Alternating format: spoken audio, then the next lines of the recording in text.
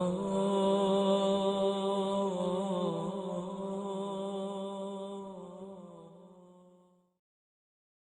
کے ساتھ پریگنینسی کے دوران خوش رہتے ہیں تو پری میچور بچے ہونے کے چانسز کم ہو جاتے ہیں.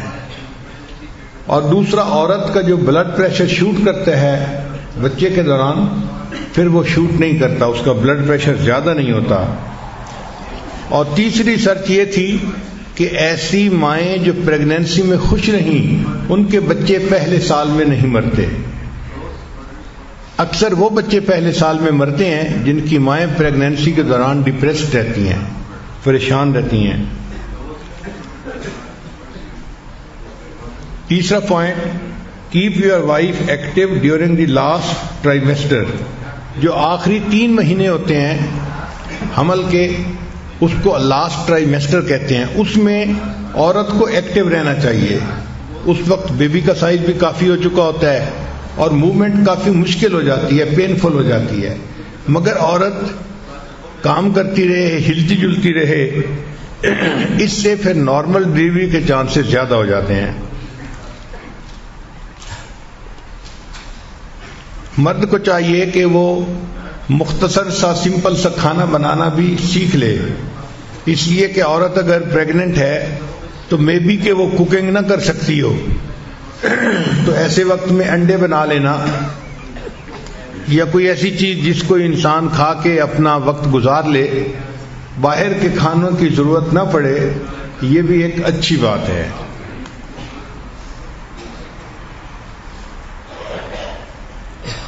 یہ بھی خاوند کی ذمہ داری ہے کہ جب عورت پریگننٹ ہو تو اس کے لیے اور ہونے والے بچے کے لیے اللہ سے دعا مانگے. چنانچہ انبیاء کرام نے اپنے ہونے والے بچوں کے لیے دعائیں مانگی جو قرآن مجید میں منقول ہیں. آج کل چونکہ الٹرا ساؤنڈ کافی ایڈوانس ہو چکا ہے اور کافی پہلے جنڈر کا پتہ چل جاتا ہے، تو اگر پتہ چل جائے کہ بیبی گرل ہے یا بیبی بوائے ہے تو اس کے حساب سے جو چیزیں ہوتی ہیں وہ بھی خرید لینی ایک اچھی چیز ہے. یہ وہ کام ہیں کہ جو بیبی کے برتھ سے پہلے کرنے پڑتے ہیں.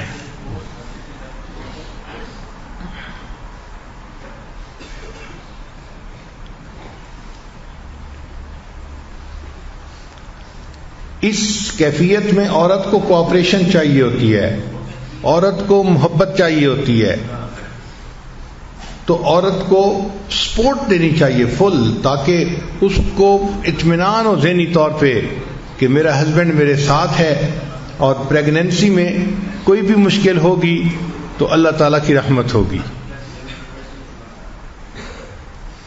درد ذہ کی جو تکالیف ہیں بہت زیادہ سوئر ہوتی ہیں، بہت سوئر ہوتی ہیں. اس وقت عورت کی یہ کیفیت ہوتی ہے کہ اس کو فیل ہوتا ہے کہ شاید میری جان ہی نکل جائے گی.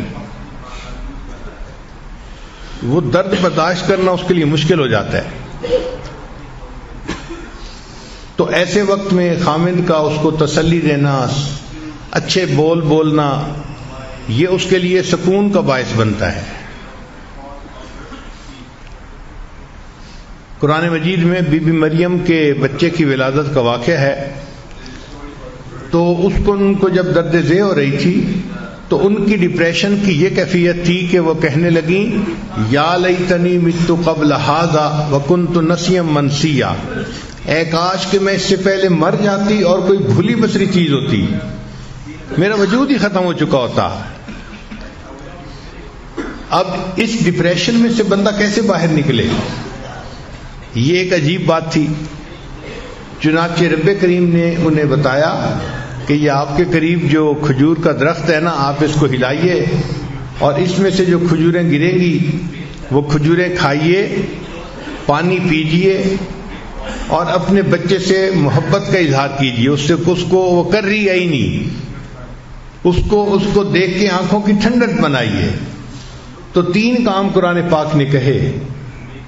اب عام عقل حیران ہوتی ہے کہ بھئی ولادت کا وقت ہے تو اس وقت تو اس کو کہتے کہ بھئی تم گھی پی لو، فلاں پی لو کہ بچے کی ولادت آسان ہو جائے گی، اور شریعت کہتی ہے کھجوریں کھاؤ. کیا تک بنتا ہے بھئی کھجوریں کھانے کا؟ آج سائنس نے اس بات کو ریسرچ کر کے ثابت کر دیا کہ قرآن پاک میں 1500 سال پہلے جو کہا گیا تھا وہ 100% ٹھیک تھا. اس لیے کہ اس وقت عورت ڈپریشن میں ہوتی ہے اور ڈپریشن سے نکلنے کے لیے اس کے برین کو خوراک چاہیے, اور برین کی جو خوراک ہے وہ شوگر ہے. برین کی خوراک وہ پروٹین نہیں ہے یا کوئی اور چیز نہیں ہے, وہ شوگر ہے, کاربوہائیڈریٹس ہیں, اور جو کھجور ہے یہ صرف کاربوہائیڈریٹس ہے. اس لیے جب بی بی مریم نے کھجوریں کھائیں تو وہ پوری کی پوری غذا ان کے برین کو ملی, اور جب برین ڈپریشن سے نکلا تو بیبی بھی آسانی سے ہو گیا. تو اس وقت میں میٹھی چیز کا کھانا بھی ولادت میں سہولت کا سبب بنتا ہے. ایک صحابی نے اپنی والدہ کو گرمی کے موسم میں اپنے کندھے پہ اٹھا کے اس طرح حج کا طواف کروایا کہ ان کے اپنے پاؤں کے نیچے جوتی بھی نہیں تھی, تو نیچے سخت گرم پتھر تھے, پاؤں جل رہے تھے اور پاؤں میں چھالے بن گئے تھے. پھر وہ نبی علیہ السلام کی خدمت میں حاضر ہوئے, اے اللہ کے حبیب صلی اللہ علیہ وسلم, میں نے اپنی والدہ کو اپنی کمر پہ اٹھا کے اس طرح حج کروایا ہے کہ میرے پاؤں میں جوتی بھی نہیں تھی, سخت گرمی میں تکلیف اٹھا کے میرے پاؤں میں چھالے بن گئے, میں چلنے کے قابل نہیں رہا. اے اللہ کے حبیب صلی اللہ علیہ وسلم, کیا میں نے اپنی والدہ کا حق ادا کر دیا ہے؟ تو نبی علیہ السلام نے جواب میں فرمایا کہ جب تمہاری ولادت کا وقت تھا اس وقت تمہاری والدہ کو جو دردیں اٹھ رہی تھیں, ہو سکتا ہے کسی ایک درد کا بدلہ تم نے ادا کر دیا ہو. اور والدہ کے اوپر تو اس وقت کیا کیفیت ہوتی ہے یہ ماں ہی جانتی ہے. بچے کی ولادت کے وقت اس کے بس میں نہیں ہوتا, اسی لیے جو ہے اس کو اس وقت سمپتھی کی ضرورت ہوتی ہے. مردوں کو کیا پتہ کہ عورت کے ساتھ کیا گزرتی ہے.